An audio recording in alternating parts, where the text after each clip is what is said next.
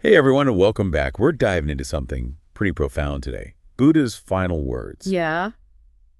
We found this popular YouTube video that breaks down their meaning, uses storytelling and stuff to make it really interesting. And get this, his last words, they're surprisingly simple, Mm. but they've resonated for centuries. Like, think about that. So hmm we're going to unpack why they're so powerful and, how we can actually use them in our lives today. Yeah, it's amazing how those simple words capture this like universal truth. It goes beyond just, one religion or philosophy. It's really about the human experience. Totally.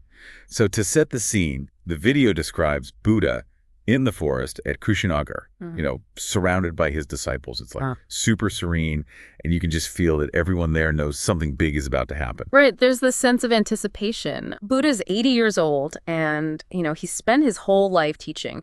The video really emphasizes how important this moment is, his final teaching. And then he delivers his last message. All conditioned things are subject to decay. Strive on with diligence. So before we jump into what all that means, can you help us understand what conditioned things even refers to? Sure. Conditioned things, it basically means everything in life that's impermanent. Like joy, sorrow, even our bodies, everything around us. It's Yeah. constantly changing, subject to decay. It's that Buddhist idea of anicca in action. It's kind of heavy when you really think about it. Ah, It's not just about accepting death, but understanding that everything changes, everything. It's unsettling, but also kind of freeing, don't you think? For sure, it's all about perspective, right? If we're always holding on to things, thinking they're permanent, we're just setting ourselves up for disappointment. Recognizing that everything changes, that can actually be really liberating. I'm starting to see how this ties into the second part of his message, that strive on with diligence part. It's like he's saying, hey, life's impermanent, but make the most of it. Yeah, exactly. And the video shows this perfectly with the story of Ravi, this young guy who, had all these dreams but kept hitting roadblocks and letting life get in the way. Yeah, Ravi's story really stood out. Yeah. What was so cool was that his diligence wasn't about some huge life-altering change. It was these small steps. Right.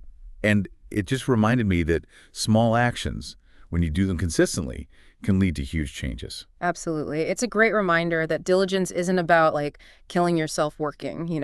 It's about those small, consistent things we do every day, showing up even when we don't feel like it or when we don't see results right away. It sounds like Ravi had to overcome some serious challenges to actually achieve his dreams. What were some of the things he faced, and how did that whole diligence thing help him? Well, the video mentions financial struggles, self-doubt, even people telling him to give up. But he had this method to his diligence. He broke down his big goals into smaller, manageable steps, set deadlines, tracked his progress, even gave himself rewards, to stay motivated. And what's really interesting is he looked at setbacks as learning opportunities, Right. not as failures. That's a really good way to look at it. It's like Ravi's story. It's more than just a nice story. It's like a guide for how to actually be diligent in our own lives. Yeah. It's amazing how these simple words from Buddha can be so powerful and relevant even today. Yeah, it really makes you wonder, what could we achieve if we had that kind of focus in other areas of our lives? That's a really great question, and we're going to explore that more as we continue this deep dive. But for now, I think it's worth letting that question sink in for everyone listening. What if you applied that same diligence and focus to your goals, your relationships, even your daily routine? It really is a blueprint, isn't it? That first step, no matter how small, that's the key. Yeah, and remember, his journey wasn't easy. Like the video mentions, he had financial setbacks, self-doubt, even people, straight up telling him to give up. But he pushed through. That's it, right? Diligence isn't about avoiding the tough stuff. It's facing it head on, putting in the effort, being willing to learn as you go. Makes me think, though, is there a line between striving with diligence and just burning ourselves out? How do we find that balance between effort and, being kind to ourselves? That's a great question, and it's kind of at the core of healthy diligence. The video doesn't say it directly, but I think it's implied in what Buddha's saying. True diligence isn't about pushing relentlessly. It's about matching what you do with your values. Okay. So it leads to a life of meaning, real purpose. So not just working hard, but working smart Exactly. and being aware of our well-being. Yes, and recognizing that diligence can look different for everyone. It doesn't have to be all about, external achievements.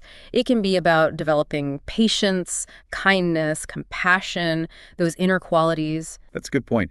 We tend to think of diligence as, career success, money, that kind of thing. But you're saying it can be internal too. Yeah. Like our relationship with ourselves, with others. Absolutely. In fact, I'd argue those inner qualities, they're essential for diligence that lasts. If you're always coming from a place of fear or negativity, you're going to burn out. But approach things with purpose, self-compassion, a real desire to grow and contribute, then you'll find more fulfillment, real joy in the journey. This is making me rethink my whole idea of diligence. It's not just about grinding away. It's about cultivating a mindset that lets you show up consistently, authentically in every part of your life. Yes, bringing your whole self to the table, strengths, weaknesses, everything, and being open to learning, evolving. It's like this dance between effort and ease. Ooh, I like that. Pushing yourself, but also giving yourself space to rest, to reflect. Yeah, finding that sweet spot where you're challenging yourself but not overwhelming yourself, honoring your needs but still making real progress toward your goals. And this brings us back to your earlier question. If we had that kind of focus, that intentionality, what could we achieve? Seems like the possibilities are, limitless. It's really empowering when you think about it, right? We have so much more control than we realize. It's not about waiting for the perfect moment or some external push. It's about choosing to embrace diligence. Right here, right now. Exactly. And it feels like that choice, that commitment, it can impact more than just ourselves. Oh, absolutely. When we live with intention and strive with diligence, we inspire others to do the same. It's like this ripple effect that can lift up entire communities. We can contribute to a more mindful, more compassionate world. This has been, wow, such a great conversation. We went from the meaning of Buddha's words to all these nuances of diligence and how it works in our lives. And as we move into the final part of this deep dive, I'm excited to explore how to actually put this wisdom into practice. Me too. We've talked a lot, but the real work begins when we take these ideas and make them real. Okay, so we've explored what Buddha's last words meant and really dug into this whole concept of diligence. Yeah.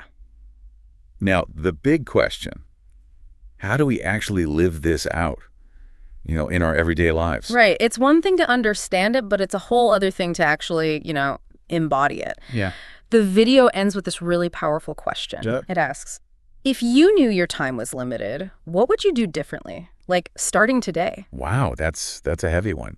It really makes you think about how you're spending your time. Yeah. I know I get caught up in the everyday stuff and sometimes lose sight of what's really important. I think we all do. It's so easy to get swept up in work, social media, everything. But this question, it forces us to stop and think.